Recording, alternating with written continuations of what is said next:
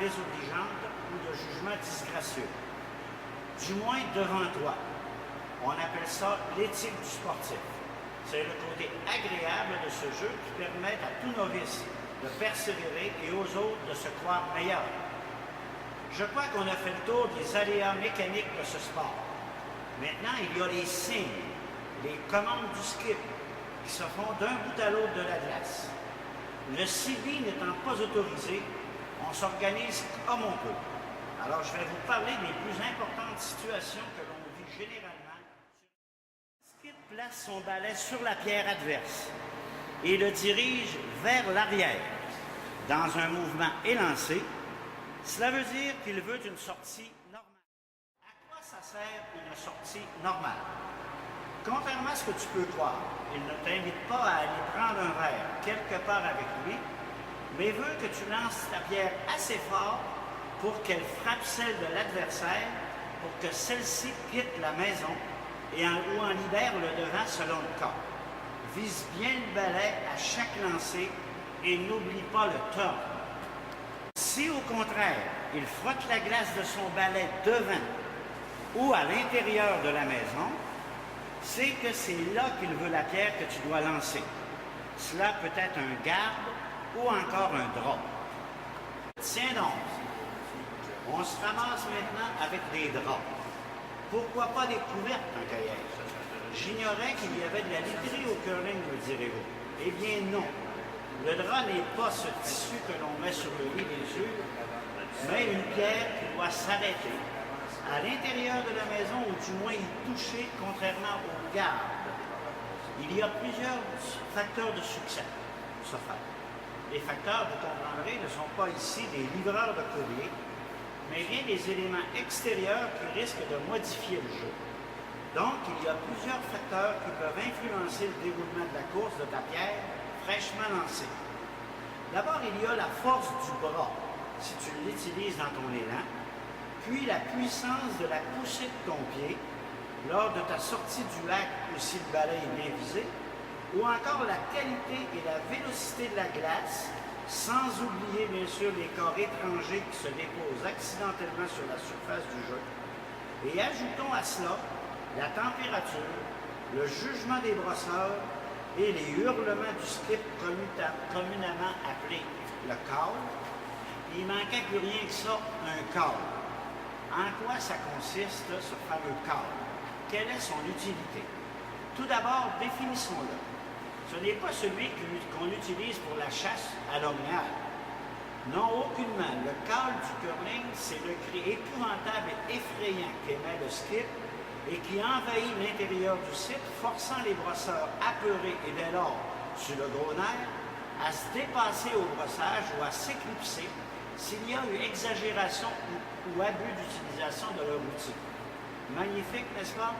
Ce sport n'aurait aucun attrait sans lui. Le call est très important, voire même indispensable, quoique souvent mal utilisé ou surexploité.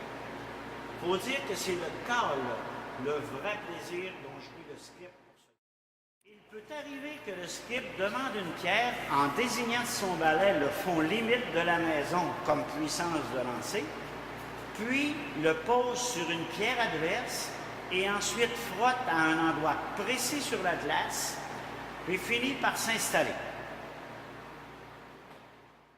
Là, te demandes-tu, Ayus qui se pense bien être pour faire le singe demain? La réponse est très facile quand on la sait, bien sûr. Il veut une sortie roulée et cachée si la situation le permet. Pour réussir ça, moi, là, je sais à peine jouer, je glisse presque en marchant, je me tiens après la pierre plus qu'autre chose et il me demande un miracle. C'est quoi l'affaire? Pas alors, ce que tu as à faire est assez simple malgré tout. Tu te lèves debout, tu fais tourner ton doigt autour de ton oreille, tu salues tes compagnons et tu quittes la glace convaincu que c'est un jeu de fou. Parce que c'est sûr qu'il te prend pour un autre. En fait, non. Ce n'est pas vraiment ça. Il a confiance en toi, en tes capacités. Or, à toi de ne pas le décevoir.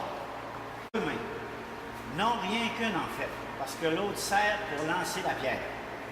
Tu t'installes donc comme à l'habitude, tu gardes ton calme et tu lances ta pierre suffisamment fort pour qu'elle s'arrête à la fin de la maison. Vise toujours le balai et donne le turn approprié. Elle est partie. Ok.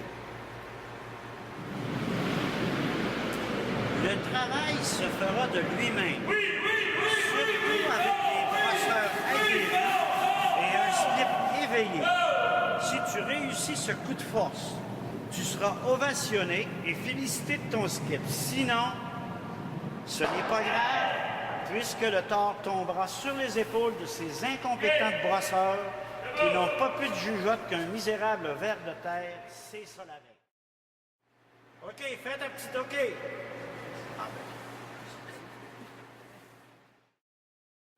Il peut te demander plusieurs forces de sortie, mais la plupart du temps, ce sera celle que tu fais habituellement, même si tu les fais à côté de la pierre visée, d'où l'expression sortie normale.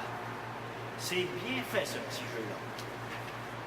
Voilà, c'est tout pour le moment en ce qui a trait au curling de novice. On remercie nos 4 amis qui ont bien voulu se prêter à notre expérience et on vous souhaite bonne chance pour votre nouvelle carrière d'apprenti curleur. Si vous avez des questions sur le sujet, nous ne sommes absolument pas à votre disposition pour y répondre. Référez-vous plutôt aux gens compétents qui vous entourent. Il y a plein de Kevin Martin derrière les vitrines à tout moment de la journée. Vous verrez, ce sont de fins stratèges. Il n'en manque pas une et en plus, leurs critiques sont toujours à point et fidèles à leur jugement téméraire, ce qui nous confirme sans l'ombre d'un doute de leur profonde connaissance de ce sport et de la perfection exemplaire avec laquelle ils le pratiquent eux-mêmes.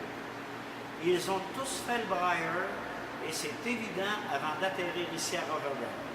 Alors, ne vous gênez pas et faites appel à leur précieux savoir.